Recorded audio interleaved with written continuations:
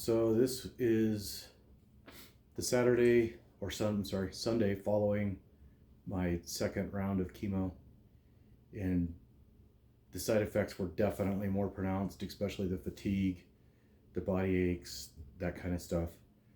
Uh, so I've decided that I really do need to get on some kind of exercise program. Kind of been neglecting it because it is, early February. It's freaking cold outside. Don't really have much to do inside.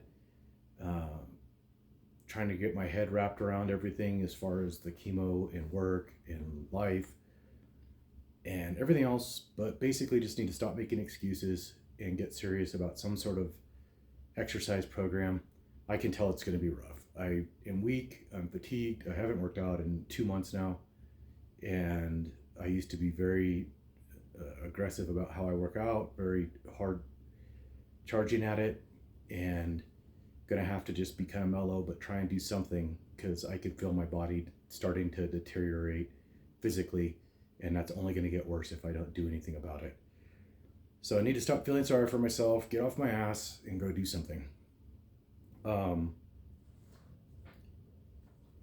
Getting cancer was not something that I ever thought was going to happen to me. Not a couple weeks before all this happened, I was just thinking about how I was going to be one of the people that lived to be 90, that was healthy. I exercise regularly. I am generally pretty careful about what I eat. I had recently quit drinking completely. I am outside regularly.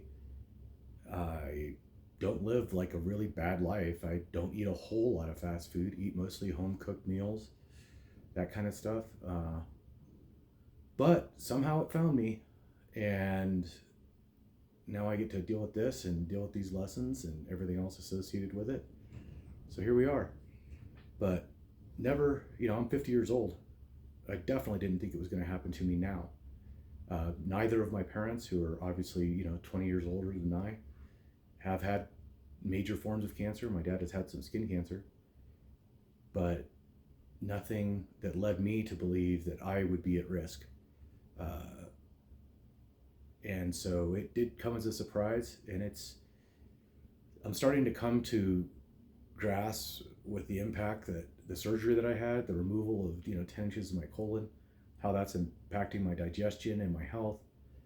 Going through the chemo is obviously going to impact me, so I'll be kind of curious to see how I come out of it in 6 months and how long it takes me to recover from the chemo totally. So it's a lot to wrap my head around. I feel fortunate that I found it as early as I did. I've come across a lot of people that are not as fortunate as I am, that have stage 3, stage 4 cancers that have metastasized. I've watched videos of people that have found out they only have a few months left to live.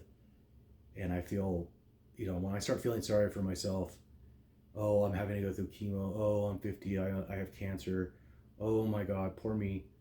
Then I remind myself how lucky I really am and how many other people have it way worse than I do. And that I need to be, count my blessings and be grateful for what I do have. And while that's hard sometimes when you're laying in bed trying not to throw up, it's still something that's important to do. And I need to get off my ass, stop feeling sorry for myself, stop dwelling on it, stop focusing on how bad I feel and what I can't do, and start focusing on what I can do. Work is interesting. I'm in the military. I don't know if everybody figured that out or not, but I supervise people, and I'm not going to get into what I do. And there's always politics at work, and I've been known as a hard charger and somebody that gets things done, and I'm adversarial with people that don't apply themselves or that have motivations that aren't best for soldiers or best for the organization.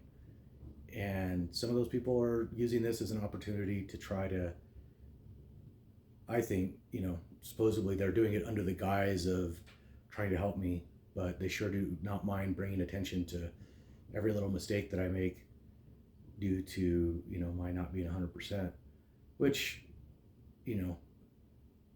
they're all negligible. It's nothing crazy. It's, I'm misspelling on a form and they're making a big deal out of it. So it's interesting to see how people act and how selfish some people still are. And, some people will always just have their own motivations. But overall, my work's been very supportive. I've had very supportive leadership. Got a great team that I work with, and they do a great job.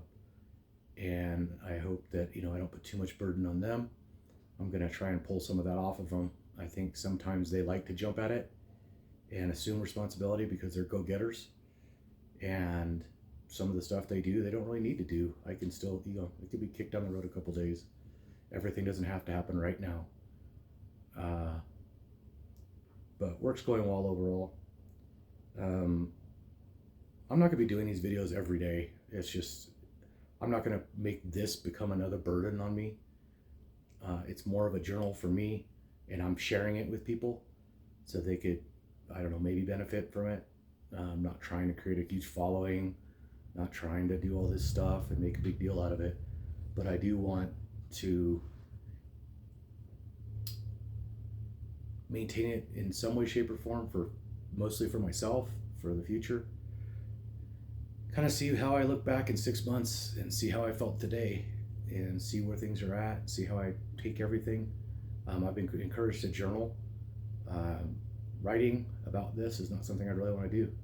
So this is much easier, more modern, and I can share it with other people. And if there's people that want to watch it, so be it. If they don't, so be it. Anyways, I'm going to go hop in a shower and get on with my day. Hope you have a great weekend.